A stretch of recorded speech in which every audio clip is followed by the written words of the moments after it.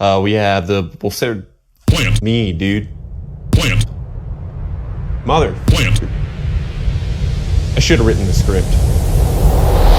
Oh, baby. It's terrarium time. My name's Connor. Welcome back to Hypnotic Exotics. Let's get to it.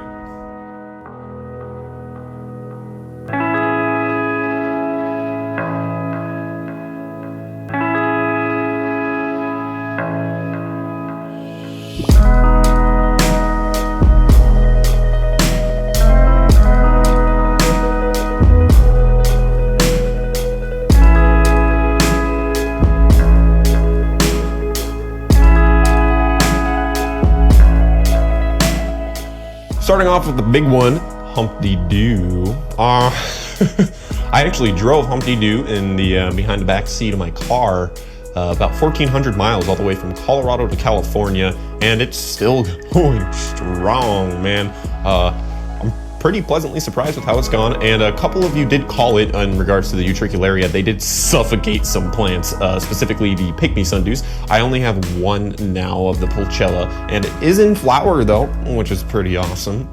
Other than that though, the sphagnum had also died back after I broke the light during the move to California. I had to replace it with another light, which I ended up finding an incredibly powerful spotlight that I think is currently in my description right now, and it's awesome. It has fans and whatnot, and it actually has, like, I think 16 individual LEDs with a pretty tight beam angle, so you can really focus in all that light on them. And the caveat of that is, you know, I did burn off the sphagnum because the light levels, oh god.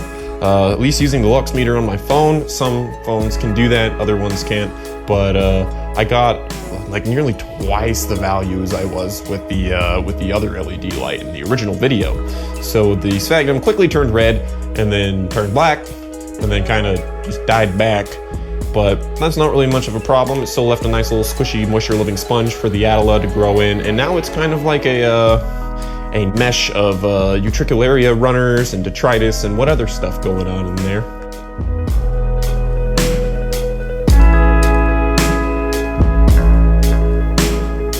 Man, I think we got like 6, 7 species in there now, maybe even 8. Well, let me do a quick count off for you real quick. We got this 2 CEPHALOTUS in there, so that's 1 species. We got the typical burmannii. We got the burmannii Humpty Doo in there, which is the star of the show. We have the Plant. Me, dude. Plant. Mother. Plant. I should have written the script. Anyway, we have the Drosera pulchella, we have the Attila, we have the Sandersonii, then we have the bisquamata that was found in there, that I didn't plant, and then we have a subulata that made its way in there, which was confirmed by some awesome people on Instagram, and so that makes it to actually 8 species inside this terrarium, 2 of which I did not intend to even put in there. They were just, you know, some hitchhikers, which is always awesome. Moving forwards though, I kind of stopped feeding the burmannii. It's a little bit too high maintenance for how small the terrarium is. It's kind of a pain in the ass, if I'm being honest with you guys. So quite frankly, I just let them flower themselves to death, and the seedlings sprouted. I just didn't feed those guys. The original Humpty Doo sundew did flower itself to death. I kind of got a little negligent with that guy, but its progeny succeeds, and it's still going strong. Make sure to keep that one fed and cut off the flower stalks, but I still want some seeds from this guy. I might give away some to you guys depending on the yield I get, or quite frankly, I could just sprout them and send them to you guys that way too. Whichever you guys prefer. Just let me know in the comments, and then if you guys are really interested in that, I can go ahead and move forward with one of the 2 options. But yeah, moving forwards, the CEPHALOTUS are gorgeous. Just look at them.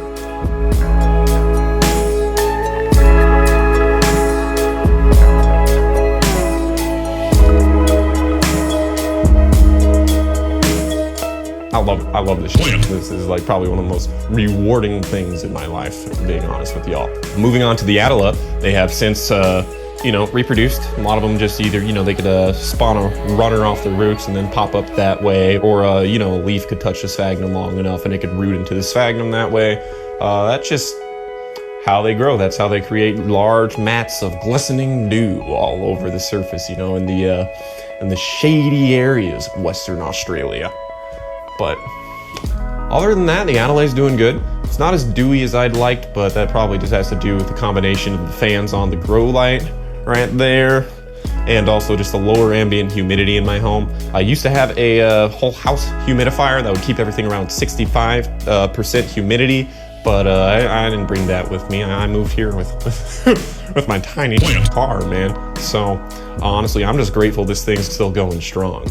Okay, moving on to the flytrap terrarium. Aside from the notes I said in the last video regarding the reservoir and how I should have put a little bit more care and attention to the geometry of the wicking barrier and how it met up with the edges of the terrarium, allowing sand to fall through and create a little sinkhole, a little mini sinkhole. That's still a thing. It kind of seemed to stop collapsing though, and just not really as big of a deal as I'd expected. But otherwise, I haven't fed it yet. I'm still misting it and helping it acclimate the best I can. I want it to be nice and happy and super cozy in its new home, and feeding it, can introduce more organic material, and if it's too much, or even with some insects, if like a piece of the leg is sticking out, it can cause the trap to rot and just grow fungus and all that. And I don't want to introduce any other variables into the terrarium until I know the plant itself is stable. But aside from that, just look at how beautiful it is. Damn gorgeous.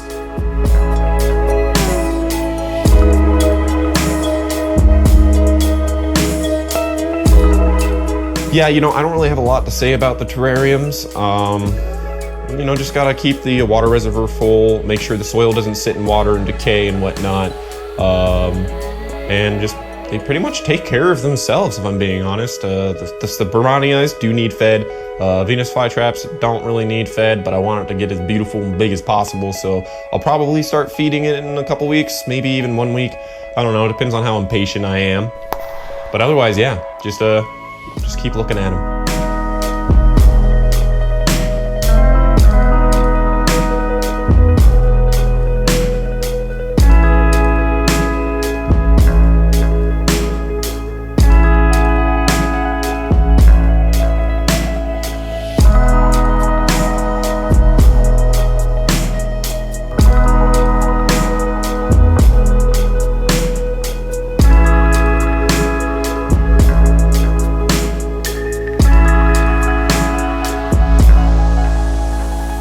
Now, before I go, I do want to extend another thanks to you guys.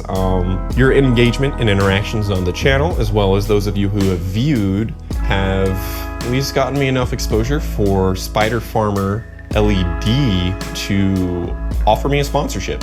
So we're collaborating, we're gonna do a video, and it's gonna be super, super exciting, because let's just say I'm gonna show you guys how to grow Highland Nepenthes inside, on top of doing some really interesting tests on their LEDs too.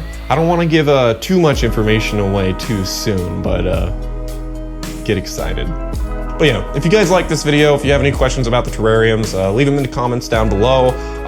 And I also wanna let you guys know that I can see if those who commented are subscribed, so don't go asking me for more videos when you're not subscribed. Like, that's just annoying. I have no shame in calling you f***ed out. I'm still a small channel. I don't got a lot to lose. So anyway, yeah, like and subscribe. Turn on that damn bell icon if you want. I don't really care.